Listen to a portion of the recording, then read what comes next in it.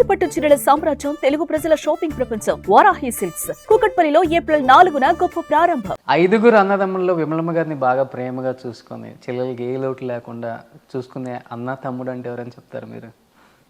Of course Rajasekhar అన్న ఫ్యామిలీని మొత్తం నా ఒక్కదాని కోసమే కాదు కానీ అందరినీ చూసుకున్నాడు. కానీ నేను చిన్నప్పుడే భర్తను కోల్పోయాను కాబట్టి నన్ను నా బిడ్డల్ని ఇంకా స్పెషల్గా చూసుకున్నాడు. నాన్నకు ఆ వెళ్తుండే ఉండేదంట కదమ్మా, చిన్న వయసులోనే పాపకి హస్బెండ్ లేరు అనేది. అదే ఎవరు విధవరాలను చూసినా నేనే గుర్తొస్తాను. అందుకే అప్పుడు విధవరాల పెన్షన్ లైన్ని మొదలుపెట్టినారు రాజశేఖర్ అన్న. నాన్న అయితే ఇంకా బాగా అప్సెట్ అయ్యారు. చాలా బాధ ఉంటుంది కదా ఎవరికైనా కానీ. అదే ఫ్యామిలీలో ఉన్న 5 అన్నదమ్ముల మధ్య రిలేషన్ ఎలా ఉండేది అసలుకి? ఎప్పుడు ఏం గొడవలు ఏం లేవండి మా ఇంట్లో. అందరు ప్రేమగా సంతోషంగా ఉండేవాళ్ళు. కంబైన్ ఫ్యామిలీ, కంబైన్డ్గానే బిజినెస్లు చేసుకునేవాళ్ళు. కొన్ని సంవత్సరాలు అయిన తర్వాత పిల్లలు పెద్దోళ్ళు అయిన తర్వాత తమ్ముళ్ళు ఇద్దరు వేరే బిజినెస్లు పెట్టుకొని వెళ్ళిపోయారు. కానీ రాజశేఖరన్ వివేకమన్న చివరి వరకు కలిసే ఉన్నారు. అనుకున్నారా అమ్మ నాన్న అసలుకి పాలిటిక్స్లో సీఎం వరకు వెళ్ళగలరు రాజశేఖర రెడ్డి గారు, ఆ స్థాయికి వెళ్ళగలరు అని అసలుకి అనిపించింది? ఫ్యామిలీలో కాన్ఫిడెన్స్ వచ్చింది అసలుకి? ఇట్ వాజ్ హిస్ డ్రీమ్, మా నాన్న డ్రీమ్ అది. అయితే ఆ డ్రీమ్ చూడకుండానే వెళ్ళిపోయాడు. కానీ మా అమ్మ అయితే చూసింది. అమ్మ చూసింది. చిన్నప్పటి నుంచి పాలిటీషియన్గానే ఉన్నాడు ఆయన. మెడికల్ కాలేజ్ నుంచి చూస్తున్నాను నేను. అంతకుముందు కూడా స్కూల్లో ఉన్నప్పుడు కూడా మేమందరం ఒకటే చోట ఉండేవాళ్ళం. అప్పుడు కూడా లీడర్గానే ఉండేవాడు. అప్పటికి పేరు కదా, ₹1 వైద్యం చేస్తారు ఆయన. అది డాక్టర్ అయిన తర్వాత. అంతకుముందు కూడా చిన్నప్పుడు మేమందరం ఒక స్కూల్లో ఉన్నప్పుడు బళ్ళారిలో ఉండేవాళ్ళము. అప్పుడు కూడా చూస్తూ ఉన్నాను. హీస్ ఏ రియల్ హీరో. రియల్ హీరో రెండు ఆయన. ఇక్కడ మాకు హీరో అయినే, అక్కడ మీకు హీరో అయినే. సో కమింగ్ టు, మీరు చెప్పారు ఫ్యామిలీ గురించి చెప్పింది వింటుంటే నిజంగా బయట వాళ్ళకు కూడా చాలా హ్యాపీ అనిపిస్తుంది. అంటే వైఎస్ఆర్ గారి ఫ్యామిలీ గురించి చెప్పడానికి ఎవరు తొందరగా ముందుకు రారు. ఆ ఫ్యామిలీలో అందరూ కూడా ఆఫ్ స్క్రీన్ ఎక్కువ ఉంటారు అనమాట. ఆన్ స్క్రీన్ ప్రెజెన్స్ తక్కువ ఉంటుంది, బిల్డప్ షాట్స్ ఇవన్నీ తక్కువ ఉంటాయి ఆ ఫ్యామిలీలో. ఓన్లీ స్క్రీన్ మీద పనిచేసి చూపించడమే తెలుసు. ఈ మధ్యకాలంలో న్యూస్ మనకు బాగా స్ప్రెడ్ అయిపోతుంది, ఫ్యామిలీ మధ్య దూరం పెరిగిపోయింది. జగన్ గారు పెద్దగా అపాయింట్మెంట్ ఫ్యామిలీ మెంబర్స్కి కూడా ఇవ్వట్లేదు, పెద్దగా దగ్గరికి రానివ్వట్లేదు. ఒక అత్తగా మీరు ఉన్నారు కాబట్టి దాంట్లో రియాలిటీ ఏంటమ్మా అసలుకి? అంతా అబద్ధ ప్రచారం అండి. కానీ నాకు నేను రీసెంట్గానే 1-2 రోజుల నుంచి ఇవన్నీ టీవీలో వచ్చేటివన్నీ వింటున్నాను. నేను కొంచెం బిజీగా ఉండి నేను రీసెంట్గా వచ్చిన న్యూస్లు చూడలేదు.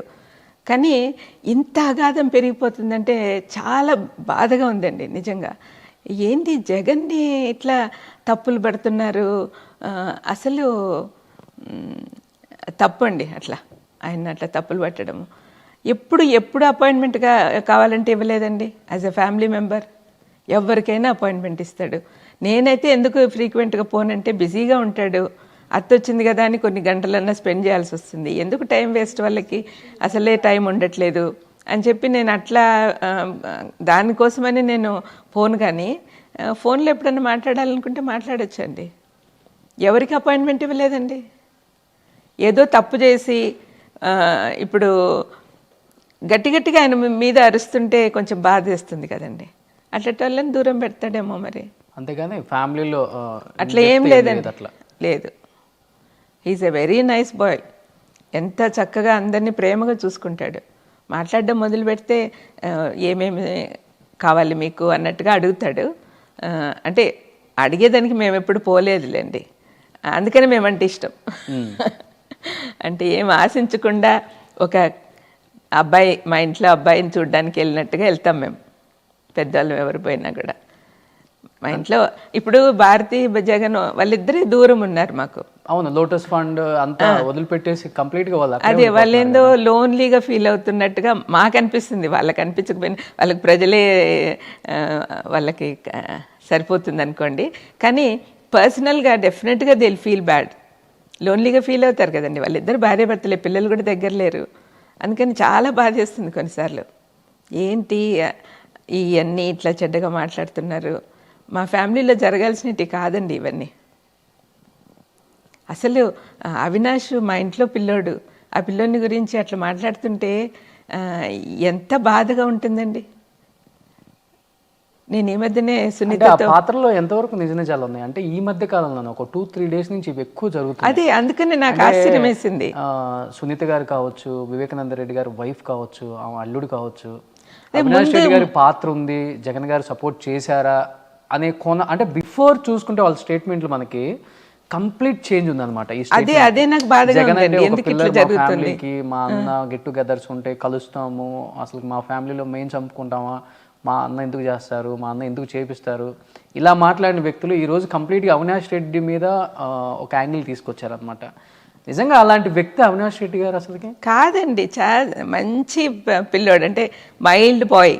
అసలు అట్లాంటి పరిస్థితులు వస్తాయని కూడా. అయినా మీరు ఒకటి నోటీస్ చేశారా, ఇన్ని అబాండాలు వేస్తున్నా కూడా ఆ బిడ్డ నోరు తెరిసి ఏమన్నా అన్నాడండి ఎవరినన్నా?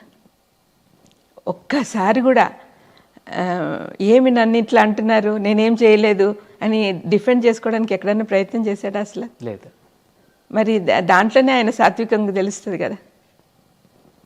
బైబిల్లో ఒక మాట ఉంటుందండి, మంచి మనుషుల్ని వాళ్ళ ప్రవర్తన ద్వారా తెలుసుకోవచ్చని. దాంట్లో ఆ లక్షణాలలో ఈ సాత్వికం కూడా ఒకటి. దీర్ఘశాంతము, సాత్వికము, ప్రేమ, విశ్వాసం, ఇట్లాంటివన్నీ ఉన్నాయి. ఒక 9 లక్షణాలు దీంట్లో. అవన్నీ వాళ్ళల్లో కనపడుతున్నాయి, జగన్లో కానీ అవినాష్లో కానీ. మరి అట్లాంటప్పుడు ఎట్లా బ్లేమ్ చేస్తారండి? నేను ఫస్ట్లో మాటల మీదనే ఉన్నారనుకున్నా, కానీ రీసెంట్గా తెలిసింది 2-3 రోజుల నుంచి వాళ్ళు వీళ్ళు చెప్తుంటే నేను సరిగా పట్టించుకోలేదు. రాత్రి ఫస్ట్ టైం నేను ఎన్ని ఇంటర్వ్యూలు చూశాను అనమాట.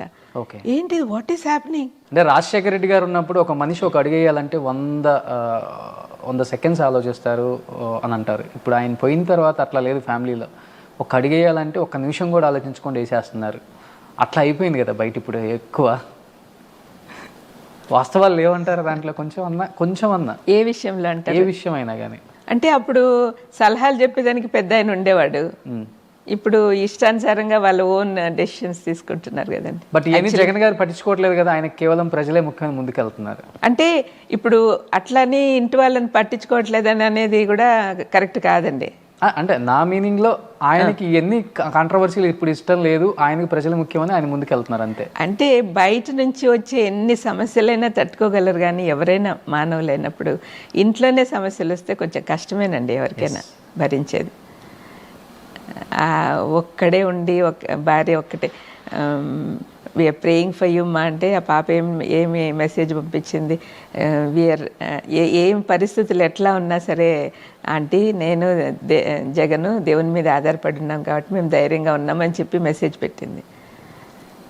అంటే వాళ్ళు లోన్లీగా ఫీల్ అవుతున్నారు వాళ్ళిద్దరే అన్నట్టుగా.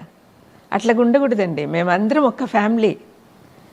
వైఎస్ వెంకటరెడ్డి మా తాతగారు, ఆయన ద్వారా వచ్చిన వాళ్ళందరం ఒకటే ఫ్యామిలీ. అట్లాంటప్పుడు మాలో పొరపచ్చాలు రావడానికి, రేకెత్తడానికి శత్రువులు ప్రయత్నిస్తూ ఉన్నప్పుడు మాకు దేవుడు తోడుంటాడండి.